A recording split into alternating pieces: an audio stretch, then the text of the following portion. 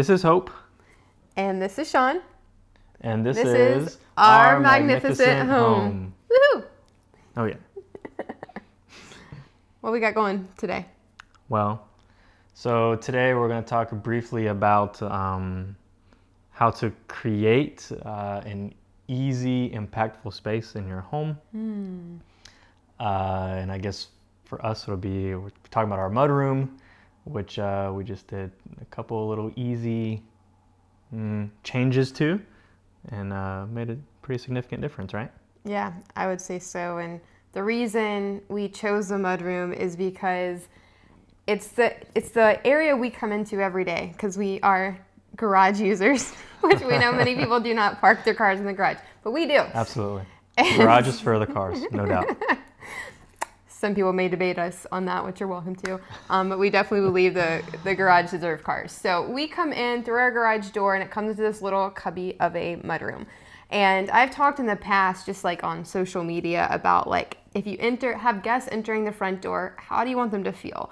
And that's one thing, and very important, because you want to create that environment. But then it's like, how do we want to feel when we come into the house? And our little mudroom was me. And the thing about it is, we walked in, it was just not a great feeling, but also you can see it from our kitchen, and we pass by it multiple times a day. And so it got to the point where it was like, it's time to do something about this, right? Yeah, it was pretty bad. I think most people probably have the same issue with their mudroom area. For us anyway, it just became a place that was a drop zone for all kinds of stuff. Amazon packages, my bag for work, your bag for work, purses, Molly's keys. leash. Yeah, our dog Molly, her leash, her harness, shoes. Lots of shoes. Tons of shoes. And it was really just unorganized, and it was an eyesore, and it just looked really messy. And because of it, it got really dirty too.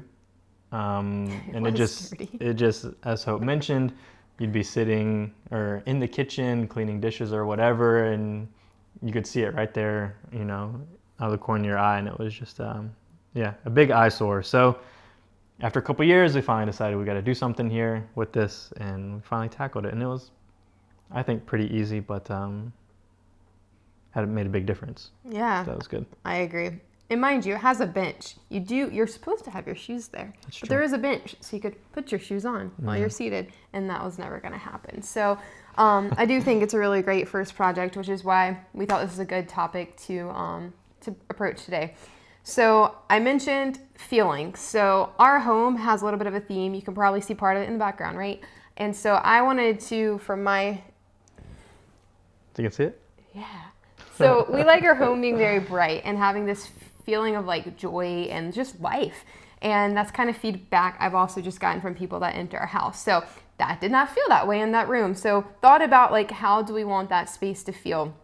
And with that, we then kind of approached painting, because that was kind of something you've actually wanted to do for a long time in there. Like 3 years maybe? Yeah, it's been a while. So our mudroom is just your standard builder grade. Tiny creation, whatever they come up with. But it's really neat because it has some beadboard along the back, and they kind of framed it out a little bit. And we'll show a picture. Yeah, we'll definitely have some pictures. The beauty of video, we can insert photo now. Yeah, so there you go. But I mean, it's cute, but it was very simple. It was just everything was painted white, and it was left white. But the beadboard was nice. The way they framed it was pretty nice. A couple of the hooks and the little shoe cubby area underneath the bench part is nice, but everything was just white, so it was kind of plain. So we talked about for a while painting it, trying to give it a little splash of color to help brighten it up. But to your point, we painted our island in the kitchen, a really cool color that we like that goes along with the theme of the house, or at least what we're trying to create for the theme of our house. And so we decided to paint the mudroom that color as well. Well, let me rephrase that. The bench and the beadboard part of the mudroom that same color. Yeah, not the wall. Yeah, not the walls. But it was good because that's also a really durable paint that we have for the island of Sherwin-Williams, Emerald, whatever. Need that in your life if you're going to paint cabinets or something that gets a beating on a daily basis. Holds up really well, which was something we needed for the mudroom area. And the color's good. The theme goes good. It's very cohesive. So Yeah, and of course, painting is very easy. We already had the paint, so we just needed to paint. Well, we needed to touch up some things with caulking and, all of that. You can't spiral, which did happen. You did finally re-caulk some of that stuff, right? Yeah. Because I know we had caulk missing for a while because once it was really dirty, like you mentioned, the high traffic. So you were like getting it out, Yeah. but then you had to. But put also, it back. but yeah, it's part of a combination of the house settling, so things That's had some cracks, and then also it just got really dirty. And I mean, once the caulking, they use a lot of caulking. Once it got so dirty, it's like, I'm just gonna rip it out and put new stuff in there. They hide their mistakes with caulking. Oh yeah, absolutely. Which works. Yeah. Ish. So yeah, that was a big thing. And if you haven't already painted something before and you don't actually know exactly what your home, kind of the general idea you're going for, think about what you would like, what kind of palettes you like, and things like that. We like accents of gray, which is a type of color that we kind of use. It's a form of gray. And we actually diluted it a good bit from its original form. I think it's called tinting. We tinted it, right? That is the proper term. Dilute. Don't add your own water and just hope for the best. Get it professionally tinted. Yeah, that would not work out very well. We did 50% lighter since we do like the light and airy. So just some tips on the type of paint for sure, and we'll link that as well. And going for a lighter tint if you're looking for kind of a light and airy home. The one we use is actually called Pussy Willow, so it's like the plant. I guess that's kind of the color of the plant. I don't even know. It's got like a creamy background. You probably noticed we have a lot of creams in the home. So again, just welcome you into our process of how we approach this and kind of tie all the themes together. So then we did the paint, and then I had a Home Depot magazine come in the mail, and I was in love with this wallpaper. Loved it. And I did not move quickly on just going to buy it, which I tend to do. I don't recommend doing that because you will return and make mistakes. So just sit on it, Well, also the price of wallpaper is astronomical these days. Is it these days or was it Before always? the inflation stuff, Yeah. I mean, this is crazy. Why is wallpaper so expensive? The one roll was $60, and I knew I needed at least Crazy. 2 or 3. And No I way. sat on it, and I was like, man, I love this thing. And I was like, aha, I could totally do this myself. And so I practiced. I literally pulled out the magazine and I tried to figure out the dimensions and everything to roughly match it. And I just kind of practiced stenciling it on like a piece of paper using different types of like, this was watered down paint or mixing colors, just kind of figuring out what I liked. And then we introduced, to make sure I did it evenly, our laser level, which you don't have to have laser levels in your life, but I think you would agree that having a laser level in your life is really awesome. Oh yeah, it's we've got so many different uses out of it, but it's important to say that you used a laser level because the pattern you're going for was a vertical floral thing, and you didn't want you'd have one going straight and the other one this way and then the other one this way. Yeah, it needed to line up this way and pretty much this way. They kind of were staggered, but the beauty of that is the laser level gets you started, and then you can start to kind of freehand. I did have to use a ruler to space out like each vertical line about 6 inches, but once I got one wall done, it just kind of flowed.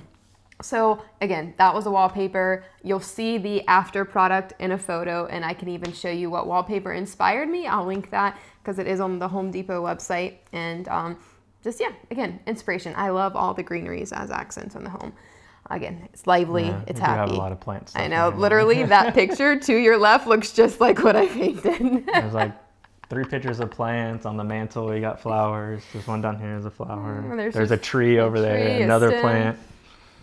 All over the place. It means life. It's great. Okay. All right. So yeah, that was really cool. And then I didn't personally. I'm a big fan of like whitewashed, right? Or I call it texture. I don't know, depth, texture. So I actually whitewashed it with a random white type of paint that we had here, which ended up having a sheen to it.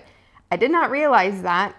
However, it kind of made it actually more like wallpaper. Yeah.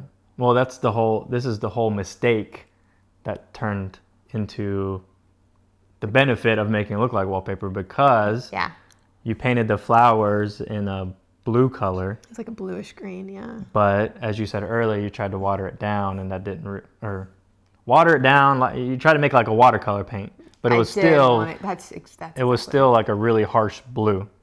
Yeah. So it didn't harsh. It popped a lot. Yeah. And then, so in order to And I try have and a picture of that too, so I can show that as well. it did not look as good. So in order to try and like, whitewash it or blend it or fade it, whatever is the proper term, we thought, oh, we'll just paint some white on top of it. And it worked really well. It did. That's what made it look like wallpaper. Yeah. When you went over it with the white paint, because the blue was so bold that it still shows through, but it definitely gives it more like a faded kind of vintagey wallpaper. vibe Yeah, too, like a vintage. rustic, Yeah. which is our house a little bit too. Which, that said, something to think about if you're going to try this is we didn't paint the wall. So the wall behind us here, our whole house is City Loft, which is a creamy beige. It's kind of like a chameleon, honestly. It's different colors all the time. Yeah. And I didn't think about that. And so I could have painted the wall white and then painted the floral design and then whitewashed it. But again, by mistake, by adding the white on top, some of the City Loft still comes through, giving it that vintage rustic vibe. And I really like that. The only thing is, when your lights are on, sometimes you can tell that some sheen, some not. But I also never went back through to try and whitewash even more, which I thought about it, but I didn't do it. You just need another coat of that white paint, I think. But even so, you can't. It's really hard to tell. I think it looks really good. And we've had people come over and there's like, oh, is this wallpaper? Yes. I mean, it really does look like wallpaper. And I think the key to that is the white color paint. It's not, most of the paint we use is flat, because having flat paint in your house is really good, because if you get a scuff or whatever, you can just touch up that one spot, it blends in. Yeah. If you had like a gloss or a semi-gloss, you have to like paint the whole wall. Yes. But I think that one was like satin. It was satin, so it wasn't gloss. It's still really good, but that's, I think, what also makes it look like actual wallpaper is the satin finish. And it does look really good. I mean, it does look, if you just walk by real fast, it definitely looks like wallpaper. Don't say real fast. No one's going to want to do it if you got to sprint but by I mean, like if you sit there and look at it long enough, you can like, oh, that's definitely paint. You can see. But if you just glance at it, you would never have known, or even like in a picture, it looks exactly like wallpaper. For sure. For sure. Yeah. And people paint floors and stuff, and we'll talk about that another day, but you can paint floors. Everything, paint can go such a long ways, but yes, if you sat there and studied anything that was painted, you end up knowing it was painted. But super happy. So that's what I meant. If you like stand there and look at it, you're like, oh, I can tell. Oh, wallpaper. Yes, that's what I pictured. No. But it was really, really good. And I know after finishing it, I just sat in that little nook because I could sit on it now, because we decided to not use the hooks for anything. And actually, when people visit, they can put their coats there. Yeah. And now daily we can sit there. And I just sat and just admired it, which is how you did a good job if you sit back when you're done and you're very proud of what you did. Yeah. Hope standards. Sure. Yep. So there's a couple other things though. Yeah. Other brief things. Those are the big things, so the most impactful. The other thing is rub and buff. So the hooks were a satin nickel. We still have some satin nickel throughout the house, but now that this had a more gray feel and greenery, I wanted more of a gold, brassy. Brass.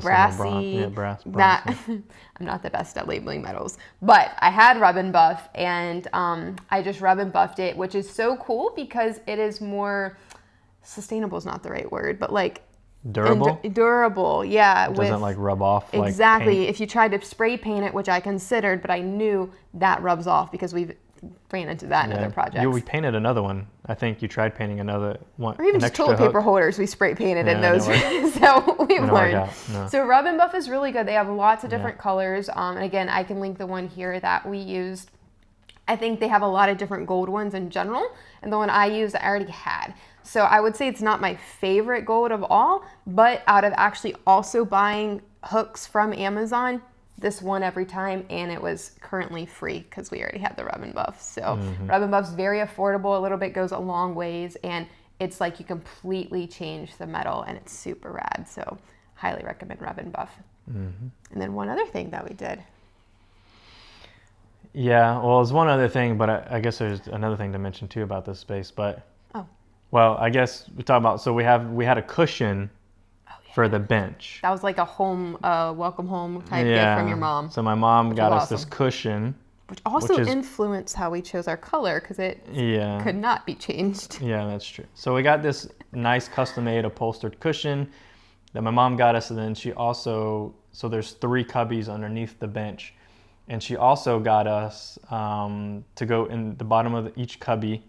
It was like a piece of wood with the same fabric or material of the cushion kind of wrapped around that little piece of wood. So when you put it on the bottom, it looked cohesive, looked really nice. But what we decided to do, because the bottom cubbies they're really tall. They're so tall.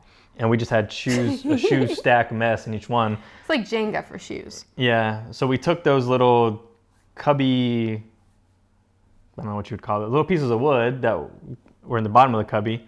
And we decided to put them like halfway up in the cubby. Mm-hmm. So our 3 big cubbies became 6 smaller size ones, which is huge because now we can put shoes on the bottom and shoes on the top instead of stacked on top of each other, falling around, blah, blah, blah.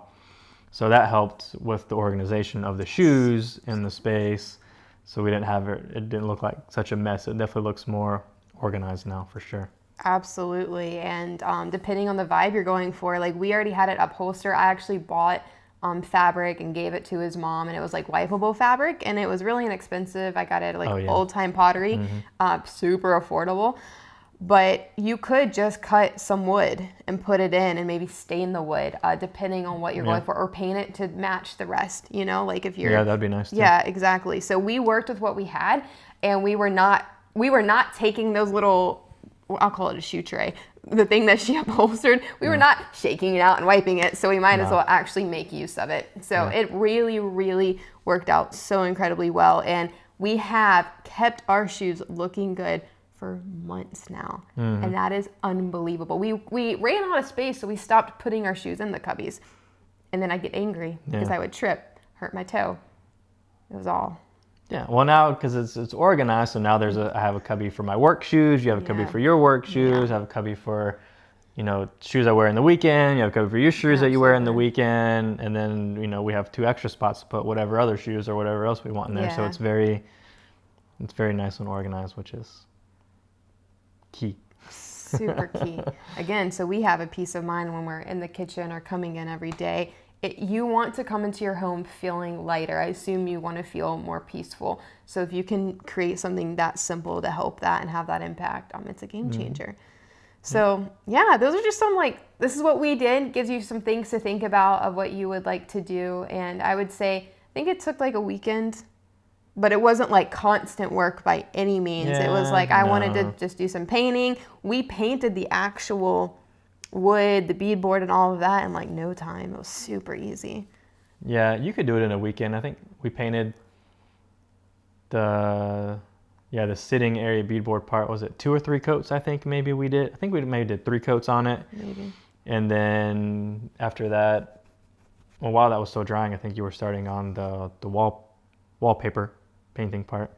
So yeah, I mean, you could totally do it in a weekend for sure. Yeah, you just want to really know what you're looking for. You always want to plan in advance, which has not been my strong suit. So I'm still learning that. But I felt like that was one of my most proud projects because I went in knowing what I wanted, which is very important. So, and we're both happy, right? Yeah, I like it a lot. It looks really good.